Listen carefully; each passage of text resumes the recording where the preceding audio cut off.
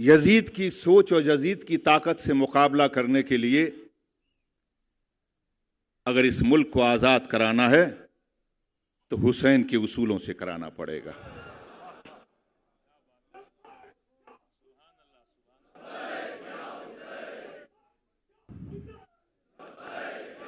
मुझे खुशी है कि आज मैं इस मंच पर खड़ा हूं और उन लोगों के बीच में खड़ा हूं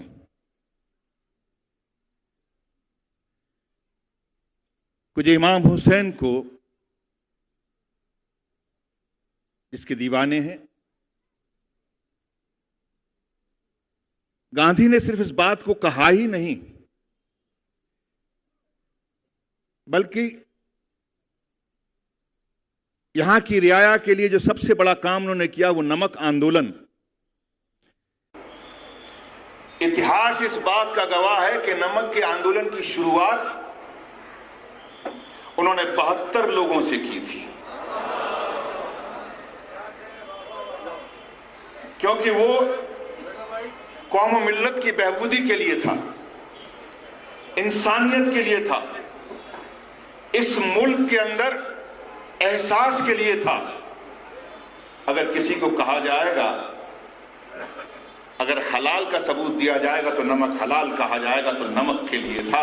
और 72 लोगों के साथ में मिलकर उसका आंदोलन को शुरू किया, इस बात को साबित करने के लिए कि अगर इंसानियत की खिदमत करनी है तो इमाम हुसैन ने जब 72 लोगों की कुर्बानी देकर इस्लाम को खड़ा किया, 72 लोगों की कुर्बानी देकर उनकी जानें दे गई, लेकिन इंसानियत जिंदा रही।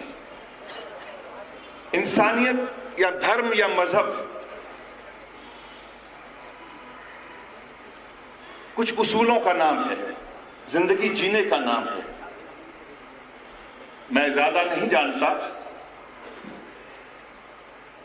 क्योंकि घर और माहौल, घर का माहौल और जो कुछ अच्छे लोगों के साथ में भाई रोशन बेग साहब हमारे और साथी यहाँ पर मौजूद हैं, उनके साथ राब्ता रहा, कभी साथ उठने बैठने का मौका मिला, तो उनसे ही कुछ समझने का मौका मिला है कि वो 6 उसूल, वो मिशन इमाम हुसैन का, जो दुनिया में आतंक की बात करने वाले हैं, मेरे ख्याल से इस मिशन को समझ लेना तो आतंक ये कोई नहीं कहेगा कि हम इस्लाम से हमारा कोई रिश्ता है, क्योंकि आतंक करने वाला इस्लाम को रिश्ता रखने वाला नहीं हो सकता।